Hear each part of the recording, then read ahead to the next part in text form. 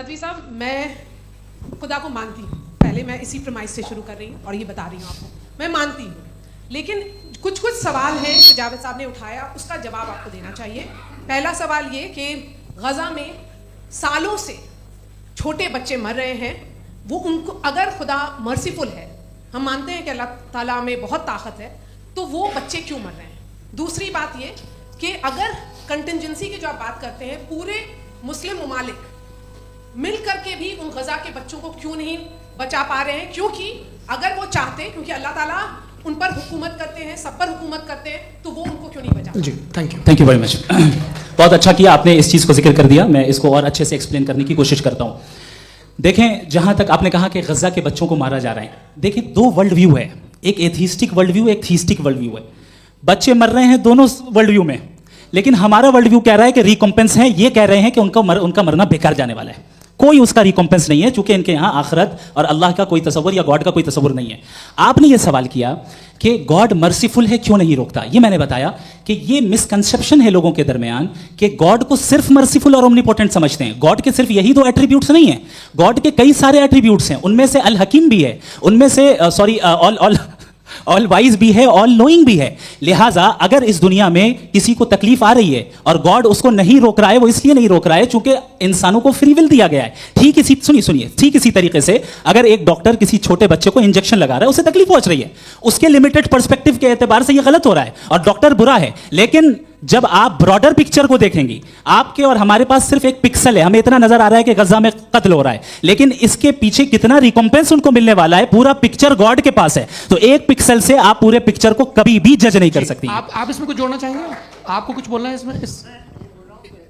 भैया आपने बहुत अच्छा जस्टिफिकेशन दिया, या आप वो जो वहाँ के प्राइम मिनिस्टर इजराइल के उन्हें भेजिए, वो बहुत खुश होंगे। आप जस्टिफिकेशन दे देना कि अगर गॉड नहीं है तो बच्चे क्यों मर रहे हैं, आप बताएं। वो ये सवाल पूछ रहे हैं कि अगर आप ईश्वर का अस्तित्व नहीं मानते हैं तो उन बच्चों की मौत को आप कैसे इंटरप्रेट करते हैं? भाई ये दुनिया जो है, जो ताकतवर लोग होते हैं वो एक नाइंसाफी करते हैं। तो ये अच्छा काम है, आपके नजदीक तो नेचर नाइंसाफी पे मबनी है। अरे मेरे भाई, आप नेचर की कहाँ बात कर रहे हैं, तो इंसान की बात। तो फिर जब मैं इंसान की बात कर रहा था, आप नेचर की बात करने लग गए। एग्जामिनेशन बात ये है कि ह्यूमन सोसाइटी तभी साथ में रह सकती है जब वो मोहब्बत से, एकता से, एक दूसरे के एहतराम करके रहे। इसके अलावा पॉसिबल नहीं है, अकेले तो इंसान रह नहीं सकता। वहाँ पर कुछ लोग हैं जो फाउल करते हैं, वो फाउल हमेशा से तारीख में होता आया है। आज ये हो रहा है, जो हो रहा है बहुत बुरा हो रहा है, बहुत जालिमाना है, बहुत जाबराना है। उसको आप कहें कि ये बच्चों को कॉम्पनसेशन मिल जाएगा या इसकी इंजेक्शन है, इंजेक्शन तो हेल्थ के लिए दिया जाता है। आप ये कह रहे हैं कि ये बच्चों की जो धज्जियाँ उड़ रही हैं ये इंजेक्शन है, ये टेस्ट है, और उस टेस्ट में उनको ऐसा रिकॉम्पेंस मिलेगा जो आपके तस्वुर के बाहर है। ये आप 3 बरस के बच्चे को बारूद से उड़ा के टेस्ट ले रहे हैं। वाह, वो नहीं ले रहा है, खुदा नहीं उड़ा रहा है, इजराइल उड़ा रहा है। जी, ये तो उसको अगला सवाल लेते हैं प्रोफेसर पुरुषोत्तम अग्रवाल। मुफ्ती साहब, एक निवेदन आपसे है कि कम से कम थोड़ा सा माइक क्लोज एक रिलीजियस और फिलॉसफिकल कर मैं प्लीज, एक रिलीजियस और फिलॉसफिकल ट्रेडिशन है जो ब्रह्मांड को यानी यूनिवर्स को ही अंतिम मानती है। सर्वम खलु इदम ब्रह्मम, this is Chandogya Upanishad, and it completely rules out the existence और नेसेसिटी, आपके शब्दों में necessity of a creator, the creation itself is the creator. तो एक मिनट प्लीज। दूसरा जो सवाल आपने अभी, जो आप बार बार कह रहे हैं कि भगवान विद्वान भी है, वाइज, सब जानने वाला, तो अगर विजडम में दुनिया भर के पापों और अत्याचारों को बर्दाश्त करना शामिल है, तो फिर इसका मतलब ये हुआ कि अगर मैं फ्री विल से उसको अपोज करता हूं तो ईश्वर की विजडम और मेरी फ्री विल में कॉन्ट्राडिक्शन है। Because when I am opposing whatever is happening in Gaza, then I am opposing the God's will और गॉड्स विजडम। जवाब लेते हैं तो गॉड की विजडम में, एक मिनट सर प्लीज सर, ये एक जुमला, गॉड की विजडम है कि गाजा में जो कुछ हो रहा है वो हो रहा है, मैं उसको अपोज कर रहा हूं, तो मैं गॉड की विजडम के खिलाफ जा रहा हूं। आपने 2 सवाल किए। सबसे पहला यह कहा कि हमारे पास ये कॉन्सेप्ट है कि ये यूनिवर्स खुद नेसेसरी बीइंग है, creation itself is the creator. How irrational is this कि मैं एग्जिस्ट करूंगा बाद में, लेकिन अभी एग्जिस्ट कर भी रहा हूं, यानी एक ही टाइम में एग्जिस्ट भी कर रहे हैं, नहीं भी कर रहे हैं। This is not true. दूसरी चीज आपने कहा कि अगर इजराइल में, सॉरी माफ कीजिएगा, Israel doesn't exist, occupied Palestine में अगर ऑक्यूपाइड पैलेस्टाइन में बच्चों को मारा जा रहा है फ्री विल की वजह से और गॉड नहीं रोक रहा, ये कॉन्ट्रडिक्शन है। ये बताइए कि एक एग्जाम में एक बच्चा गलत आंसर लिख रहा है, सुनिए, एग्जामिनर चाहे तो रोक सकता है, क्यों नहीं रोक रहा है? ये कॉन्ट्रडिक्शन है, ये कॉन्ट्रडिक्शन नहीं है। नहीं सर, ये आपस में ये क्या आपका सवाल? माइक दीजिए। फ्री विल दिया गया है टेस्ट के लिए, अकाउंटेबिलिटी के लिए। अगर फ्री विल नहीं होता तो आप कहते हैं हमें रोबोट बना दिया गया। नॉट मिसरिप्रेजेंट माय पोजीशन, आपकी जो भी पोजीशन, मैं अपनी फ्री विल के नाते, अपने ह्यूमन विजडम के नाते गाजा में हो रही अत्याचार का विरोध करता हूं। बिल्कुल करना चाहिए। के हिसाब से मैं गॉड की विजडम का विरोध कर रहा हूं? बिल्कुल नहीं, समाज हो रहा है गॉड बिल्कुल भी नहीं, बिल्कुल भी नहीं। उसका वहां पर गाजा में कत्ल होना ये इंसानों के गलत इस्तेमाल का नतीजा है, फ्री विल के इस्तेमाल का नतीजा है। गॉड इसका हुक्म नहीं देता, उससे रोकता है। यही तो मसला है ना, आपके लिए कॉन्सेप्ट क्लियर? नहीं भाई, आपने तो बताया था इंजेक्शन लगाने से बच्चे को तकलीफ होती है, ये इंजेक्शन लगा। सर आप ऐसे रेटोरिक स्टेटमेंट दे तब तो कोई मसला नहीं समझते रहेंगे। This is a rhetoric statement, this is not a logical argument sir. I am sorry. इतना मुझे याद है। बताया आपको, यासिर नदीम अलवाजदी मेरा नाम है। जावेद सर आपसे एक क्वेश्चन है इन्फिनिट रिग्रेस के ताल्लुक से। एक हाइपोथेटिकल सिनेरियो है, मसलन अगर आप सर माइक थोड़ा सा प्लीज क्लोज रखिए। ओके। जी।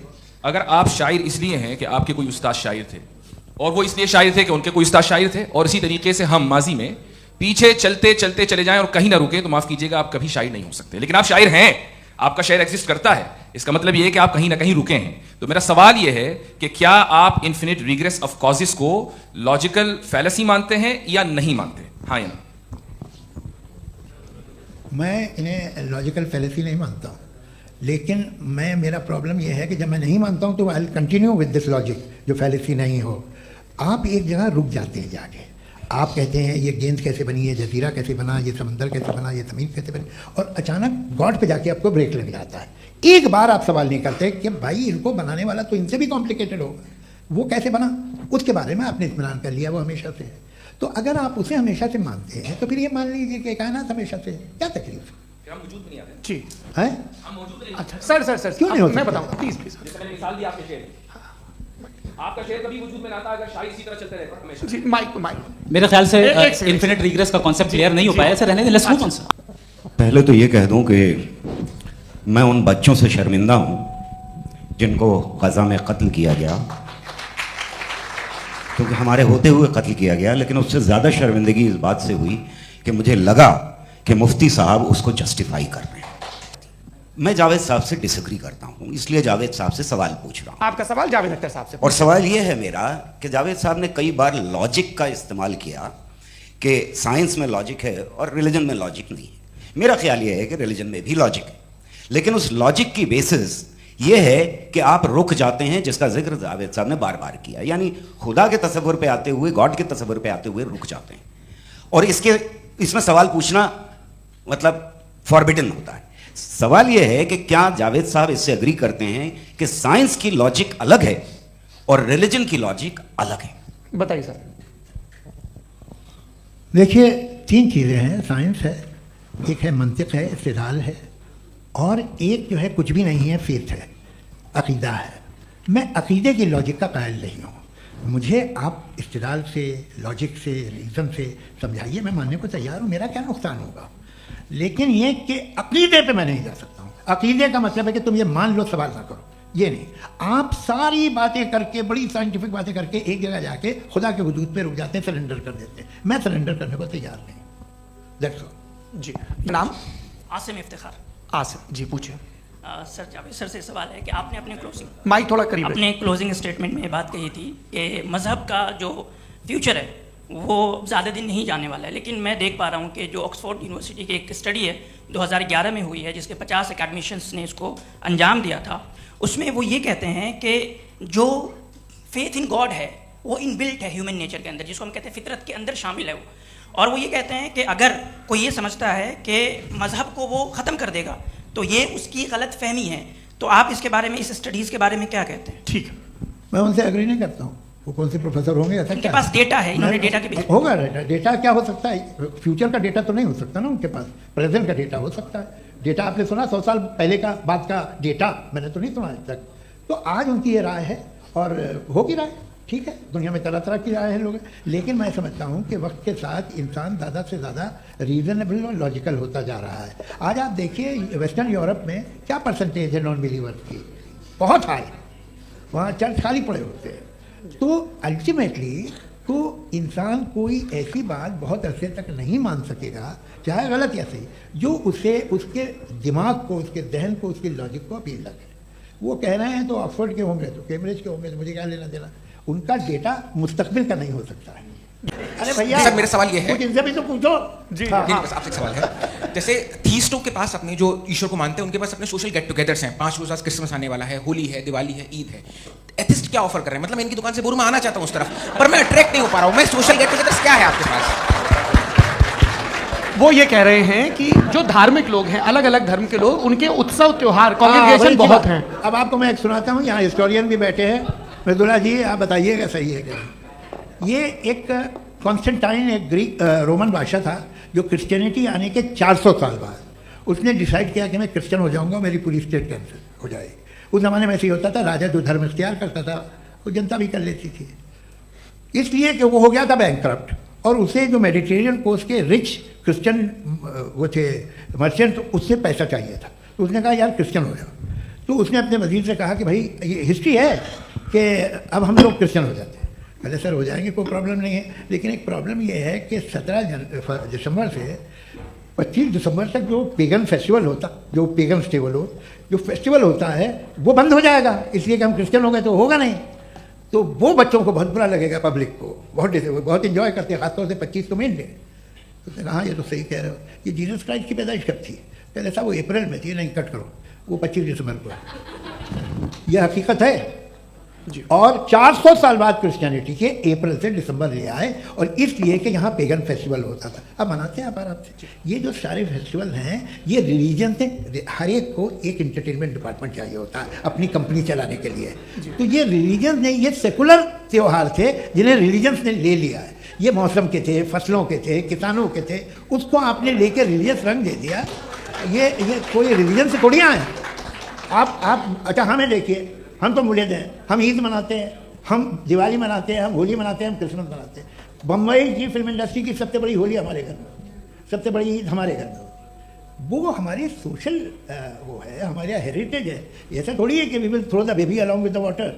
ये तो अच्छी चीज़ है, इन्हें रखो, जो बेकार है फेंक दो। जी हाँ, हेलो जी, मेरा सवाल नादवी जी से है।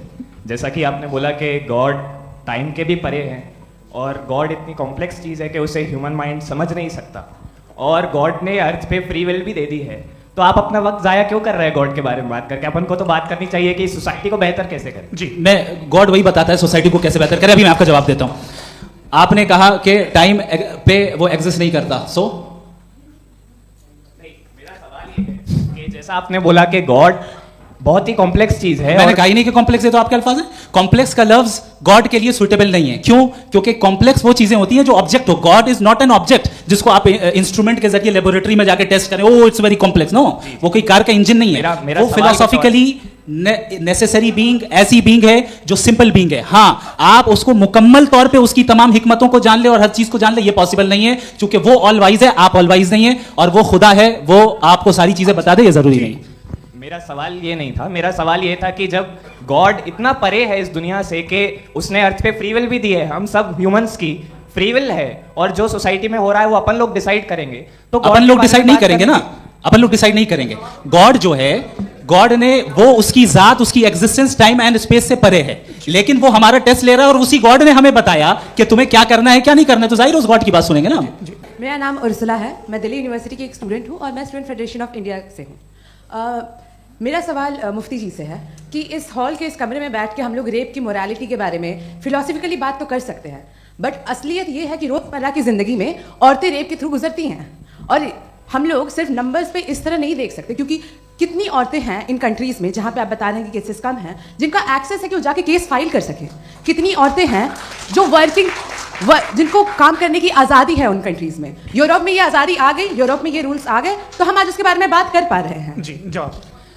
आपने ये कहा कि कमरे में बंद होकर हम लोग इस पर फिलोसफिकली बात कर सकते हैं, लेकिन हकीकत में क्या हो रहा है, वो ग्राउंड लेवल पे क्या हो रहा है, जो बहुत गलत हो रहा है, और वो सफ़र कर रही हैं। आई एग्री, बहुत गलत हो रहा है, और जो गलत हो रहा है उसको हमें रोकना है।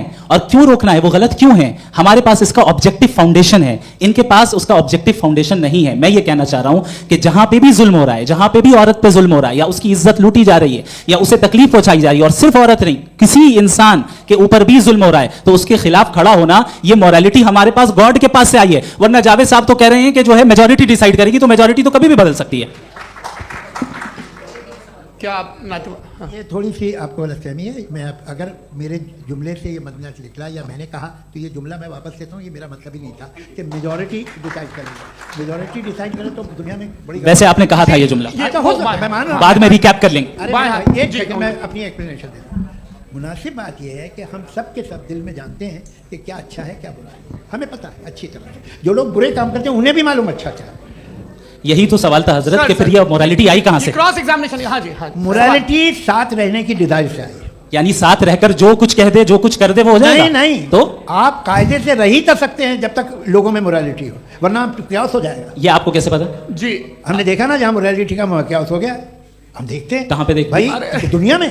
आप जो आप एक कहीं पे अगर गलत हो रहा है तो उसको आप देखिए, आप एपिस्टेमोलॉजी की बात कर रहे हैं, मैं ओंटोलॉजी की बात कर रहा हूं। मैं इस बहस के बाद आप दोनों लोगों को चाय पे होस्ट करूंगा, वहां पे क्रॉस एग्जामिनेशन कर लीजिए। अभी ऑडियंस का हक मार रहे हैं आप लोग भाई, सर जस्ट लोग हैं आप लोग।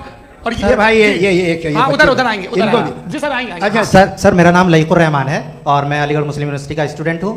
और जहाँ तक मुझे पता है कि sir you are also product of Aligarh Muslim University. मैं भी उसी चमन का बुलबुल। हाँ सर, तो बहुत खुशी हुई मुझे जान करके कि मैं आपसे मिलूंगा। सवाल सर, मेरा सवाल यह है, सर सैयद अलैहि रहमा का नज़रिया यह था कि खुदा के वजूद को अक़ल के दायरे में रह करके तलाश करना, न कि पूरी तौर से उसका इनकार कर देना। Sir how will you define it? नहीं तो ये तो आप इन्हें बताइए। ये सवाल आपसे खुदा का वजूद साबित कर रहे हैं तो सर आपने इनकार कर रखा है, इस वजह से मेरा क्वेश्चन। उन्होंने यही सर एक सेकंड, सर सैयद ने यही कहा ना कि अकल से आप खुदा के वजूद को साबित नहीं कर सकते, यही कहा ना भाई। वो उन्होंने गाय कर सकते हैं और वो कर दिया गया आज। वो फोन तलाश करना या साबित करना अकल से अकल से नहीं हो सकता। अरे सवाल तो सुन लीजिए जी। अकल से नहीं हो सकता है, यही कहा ना आपने। अकल से हो सकता है। अरे वो यही कह रहे हैं भाई, आप बता रहे हो सकता है, वो तो कुछ और। आप अगर सर देखो नौजवान फोन ले लो, वो इतनी कमाल की यूनिवर्सिटी है। अरे भाई दे दो, दे दो भाई, मेरी बात सुनो, माइक पे बोलो ताकि जो लाखों लोग देख रहे हैं। माइक दे दो ना। अरे देंगे ना माइक, तुम ठहरो तो। हाँ सर, मेरा सवाल ये था कि सर सैयद अलैहि रहमा का एक नजरिया था अपना कि खुदा का जो वजूद है उसको अकल के दायरे में रह करके तलाश करना है, न कि पूरे तौर से इनकार कर देना है। ये उनका कॉन्सेप्ट था। लेकिन मेरा सवाल ये है कि आप इसको कैसे डिफाइन करते हैं, एक्सप्लेन कैसे करेंगे? मैं आपसे जानना चाहता हूं, क्योंकि you are the product of Aligarh Muslim University. मुझे अकल के दायरे में रख के मैंने बहुत तलाश की, मुझे मिला नहीं। हाँ ये इधर वो चश्मा लगाए जो, हाँ उनको दे दीजिए। जी जी फटाफट पूछिए, बस 5 मिनट है, 5 मिनट में खत्म हो रहा है। हाँ अस्सलाम वालेकुम मुफ्ती साहब, एंड मेरा सवाल जावेद अख्तर साहब से। क्या नाम है आपका? अरे भैया मुझे पूछ रहे हैं। फैज पूछिए फैज साहब। तो मेरा सवाल ये है कि अभी जो एथियस्ट है वो problem of evil argument use कर रहे हैं अगेंस्ट मुस्लिम्स, राइट? कि इस दुनिया में इतना सारा इविल है और अगेंस्ट मुस्लिम तो यहाँ अगेंस्ट थियस्ट। हाँ थोड़ा सा करेक्ट कर लीजिए भाई, पूरी मशक्कत ही इसी बात की थी कि किसी एक मजहब पे बात न टिके। जी, तो बेसिकली ये आर्गुमेंट ऐसा है कि इस दुनिया में इतना ज़्यादा ईवल एग्जिस्ट करता है और अगर एक ऑल गुड गॉड है तो वो रोकता क्यों नहीं है? लेकिन इस सवाल में एक हिडन अजम्पशन ये है कि इस दुनिया में ईवल एग्जिस्ट करता है। अब एथियस्ट ये कैसे ऑन्टोलॉजिकली प्रूव कर सकते हैं कि इस दुनिया में ईवल एग्जिस्ट करता है? मैं आपको बताता हूँ, थोड़ा सा समझा। नहीं सर आप लोग इनको सुनिए। नहीं please don't do. I want to explain ontology. नहीं हम समझ गए सर, इनको अब जवाब देने दीजिए। अच्छा सवाल पूछ लो। मैं अभी तक क्या था वो मैं थोड़ा सा ऐड ऑन कर लेता हूँ। तुम गुरु, हम जब इसका राउंड 13 करेंगे ना तब तुमको स्टेज पे बिठाएंगे। जी तो हाँ जल्दी से। तो देखिए एथियज्म के हिसाब से सब कुछ रैंडमली बन गया है, सब कुछ एटम्स और मॉलिक्यूल्स है। एक पत्थर में और मुझ में सिर्फ इतना फर्क है कि हम लोग एटम्स और मॉलिक्यूल्स का अलग अलग रीअरेंजमेंट है। अब एक पत्थर को कोई इंसान तलवार से 2 टुकड़ों में काट दे या मुझे, according to atheism it is same, there is no evil and good according to atheism. जी अच्छा फैज साहब का सवाल ये है कि हाँ कोशिश भी करते तो इससे गलत सवाल नहीं कर पाते। एक लाइफ फॉर्म है और लाइफ फॉर्म में फीलिंग्स हैं, मतलब लाइफ फॉर्म सुनता है, देखता है, टेस्ट कर सकता है, फील कर सकता है। तो उसकी जो क्वालिटी इस बबल में आ गई है, वो जानवर में भी है, इंसान में भी है। तो जाहिर है कि उसे कोई तकलीफ पहुंचेगी, तो चूंकि उसके पास वो सेंसिटिविटी है तो मैं करेगा। पत्थर में वो सेंसिटिविटी नहीं है।